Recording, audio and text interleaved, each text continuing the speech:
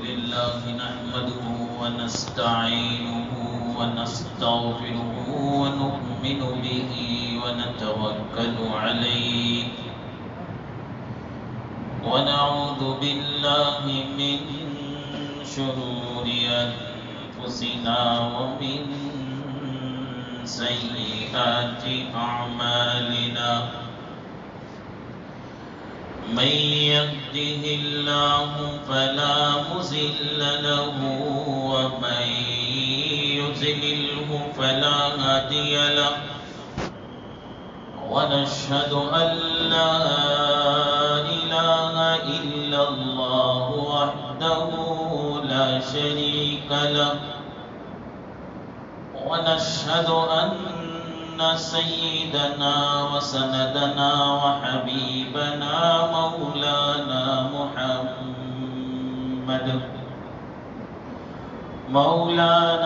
محمدا عبده ورسوله أرسله بالحق بشيرا ونذيرا وداعيا إلى الله بإذنه وسراجا منيرا قال النبي صلى الله عليه وسلم نعمتان مغبون فيهما كثيرا من الناس الصحة والفراغ أو كما قال عليه الصلاة والسلام آمنت بالله صدق الله مولانا العظيم وصدق رسوله النبي الكريم ونحن على ذلك من الشاهدين والشاكرين والحمد لله رب العالمين وصلى الله على النبي وآله وأصحابه وسلم تسليما كثيرا كثيرا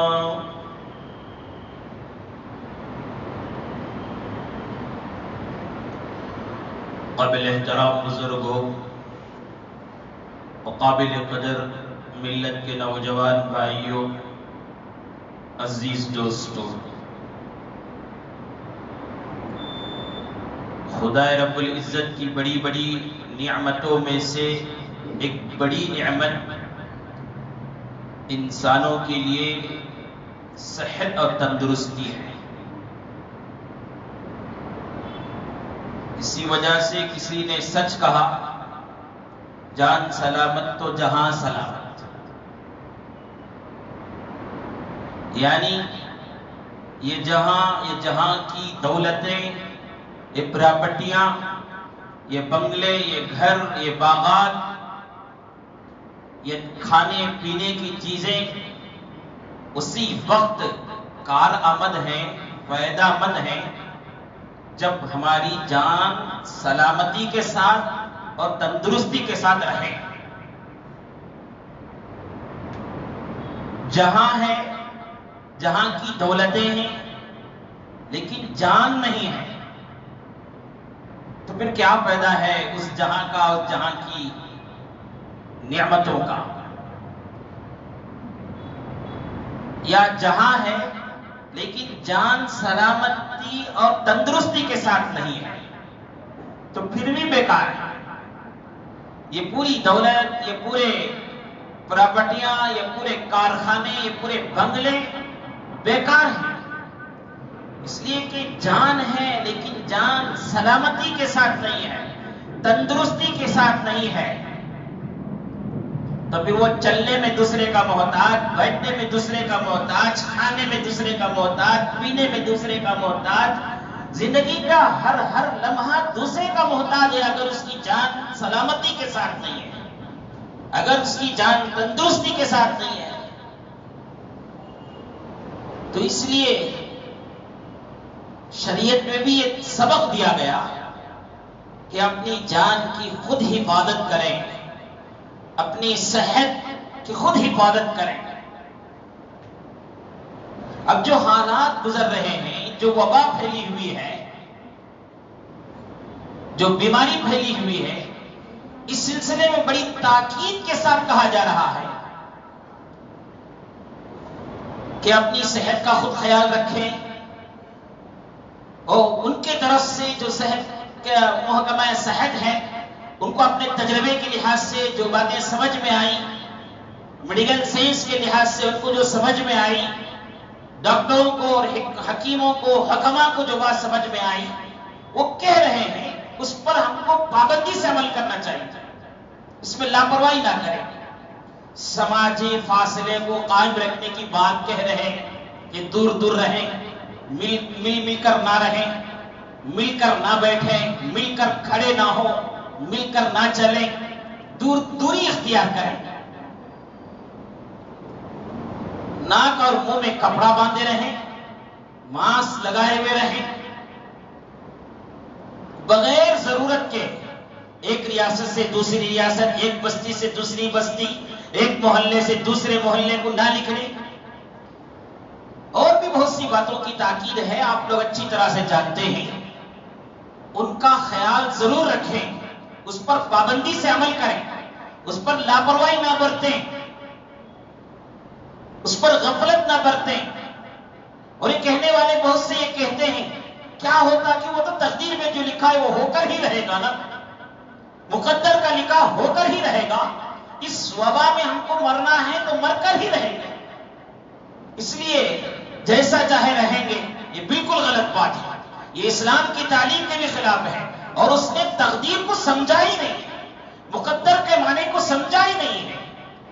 تقدیر تدبیر سے نہیں روکتی ہے، تقدیر یہ نہیں کہتی کہ تمہاری جان اور تمہاری صحت اور تمہاری زندگی کو جو چیزیں فائدہ پہنچانے والی ہیں اس کی تدبیریں اختیار کرنے سے رک جاؤ، یہ تدبیر نہیں کہتی۔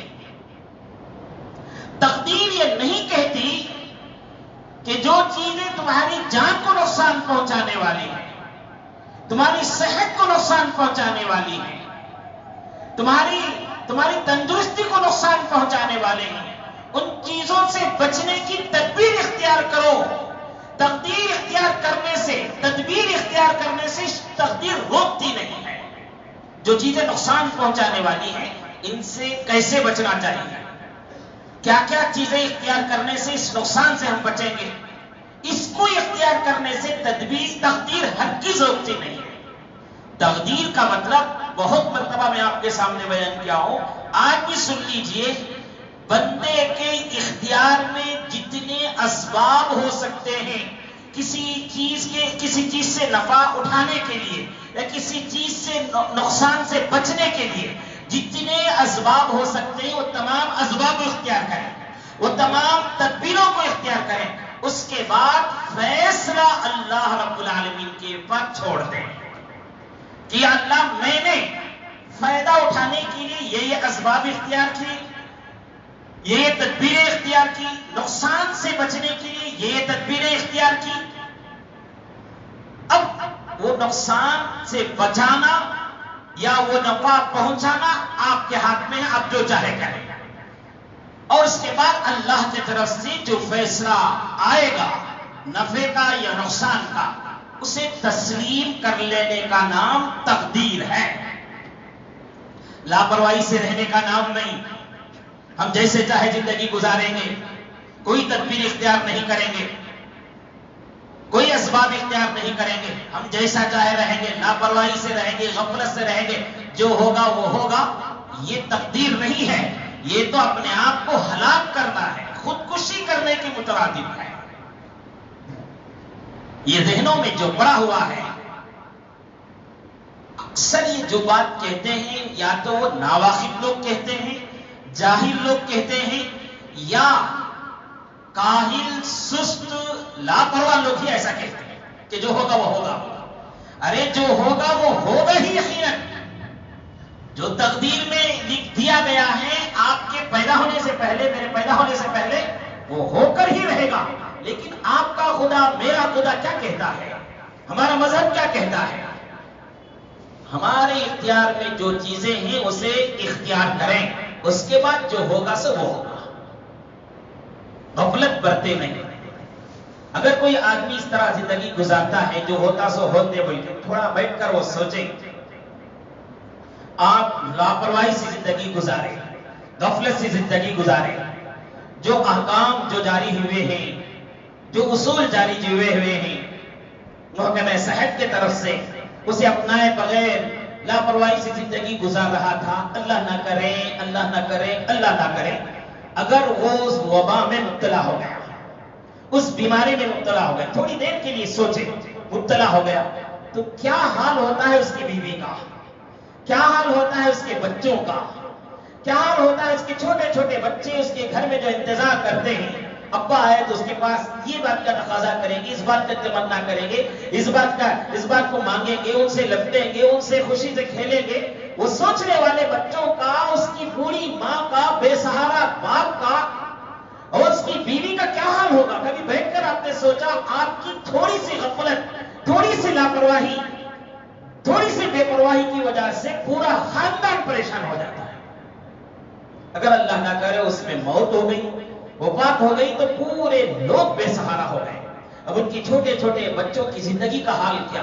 ان کو کون پڑھائے گا, ان کو کون کھلائے گا, اب ان کو کون بڑا کرے گا, ان کی پرورش کون کرے گی, ان کی تمہاری بیوی کا حال کیا ہوگا, بے سہارا ماں باپ کا کیا حال ہوگا.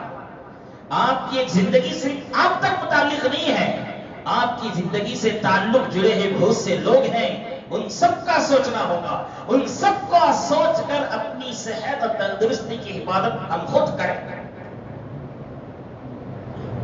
آپ اگر بیکار بھی ہیں, آپ سے کچھ فائدہ نہیں ہو رہا ہے ظاہری اعتبار سے, اس لیے آپ یہ سوچیں کہ میں مر گیا تو کیا بھی ہونے کا نہیں ہے, اس لیے آپ لاپرواہی سے زندگی گزارتے ہیں, غفلت سے زندگی گزارتے ہیں.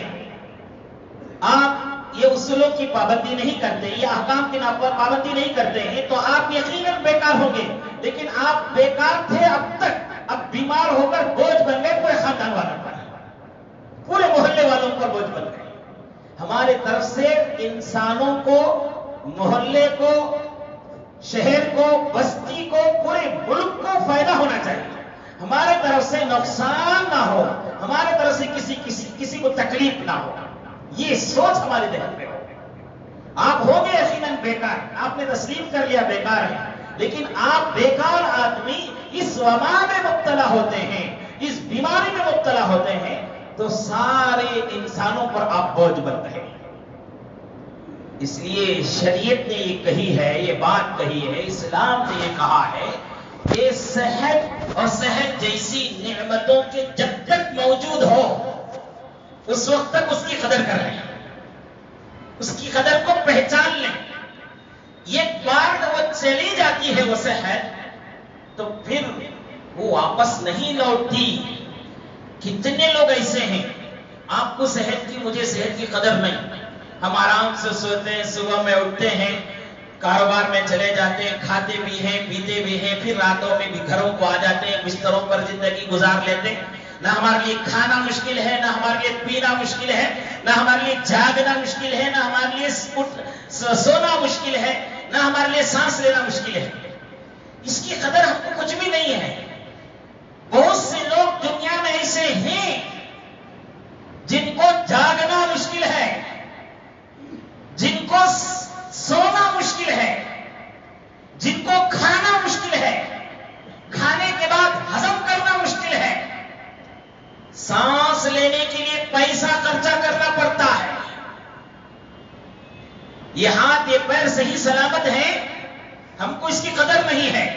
یہ آنکھ صحیح سلامت ہے, یہ کان صحیح سلامت ہے, زبان صحیح سلامت ہے, اس کی قدر نہیں.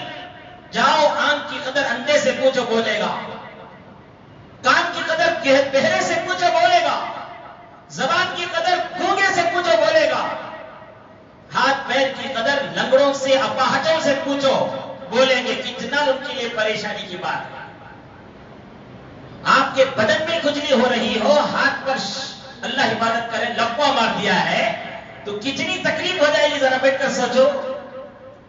بھوک لگ رہی ہے, آپ کے ہاتھ پر فالج کا اثر ہے, زبان پر فالج کا اثر ہے, آپ بول نہیں سکتے, اندر سے کھڑ رہے ہیں. آج آسانی کے ساتھ بول دیتے, بیگم بھوک لگی، کھانا دو، پانی دو، اور یہ بولنے کی قدر کو ہم سمجھتے ہی نہیں۔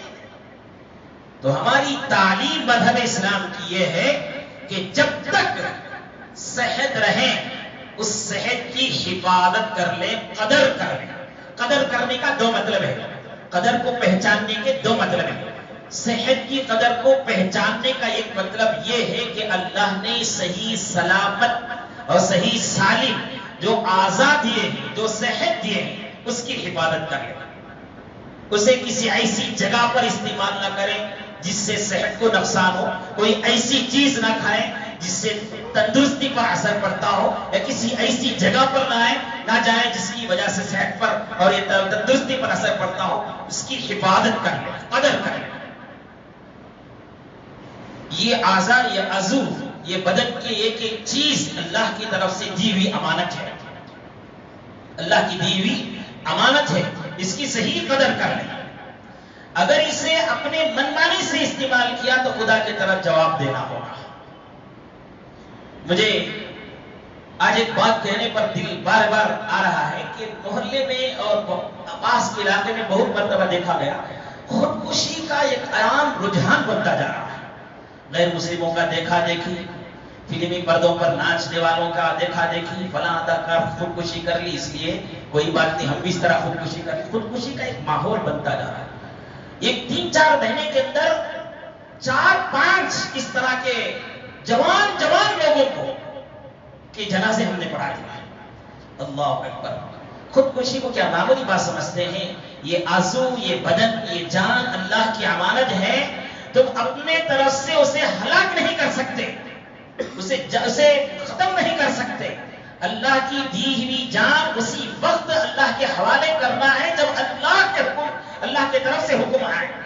اگر اپنے طرف سے کوئی آدمی پھانسی کا پھندا لگا کر یا زہر کھا کر یا پسٹول کی گولی سے یا اپنے آپ کو جلا کر یا اوپر سے کود کر مرتا ہے تو اللہ رب العالمین اس بندے سے بہت ناراض ہوتے ہیں۔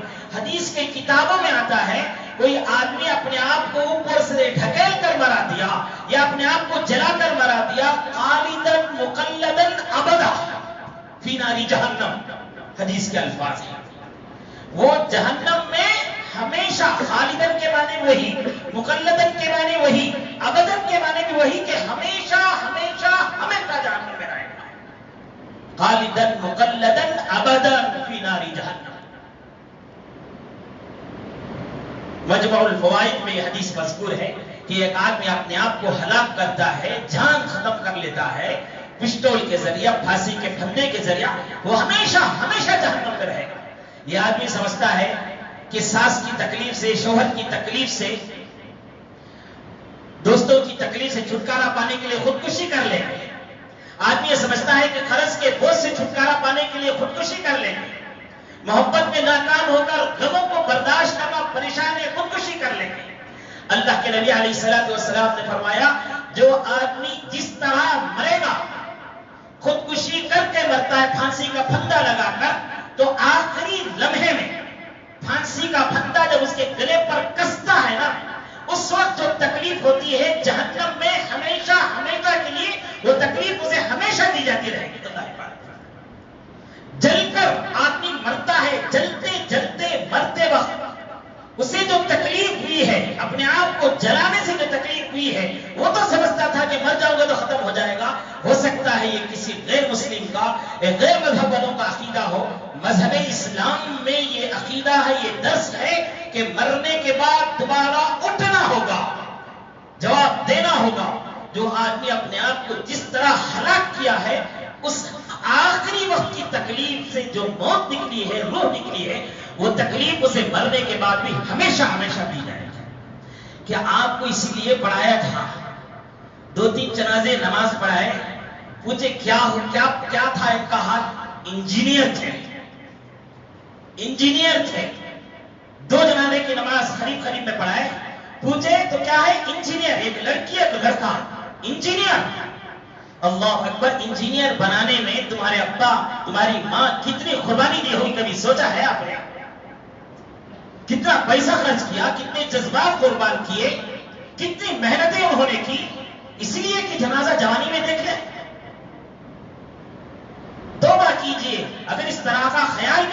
آتا ہے توبہ کیجیے اس طرح سے، اس طرح کی موت سے، اور پناہ مانگتے رہیے۔ بہرحال ایک لمبا عنوان ہے، بھی پھر کبھی میں اس سلسلے میں آپ کے سامنے بیان کروں گا۔ بات میری چل رہی تھی صحت کی حفاظت کی۔ صحت کی حفاظت کا ایک مطلب یہ ہے کہ اپنی جان اور اپنی جسم کے ایک ایک عضو کو کوئی ایسا کام کرنے سے یا ایسے جگہ جانے سے بچا لیں جس سے اس پر اثر پڑتا ہو، خراب ہوتے ہیں۔ دوسرا مطلب صحت کی قدر کی حفاظت کا یا صحت کی قدر کو پہچان لینے کا دوسرا مطلب یہ ہے کہ یہ عضو، یہ اعضاء، یہ جسم، یہ صحت، یہ تندرستی جب تک رہے اس وقت تک ان اعمال، ان اعضاء کے ذریعہ اللہ کو راضی کرنے والے اعمال کر لیں، اللہ کو راضی کرنے والے اعمال کر لیں، جنت کو لے جانے والے اعمال کر لیں۔ معلوم نہیں یہ صحت کب تک ہمارے ساتھ رہے گی، یہ تندرستی کب تک ہمارے ساتھ رہے گی۔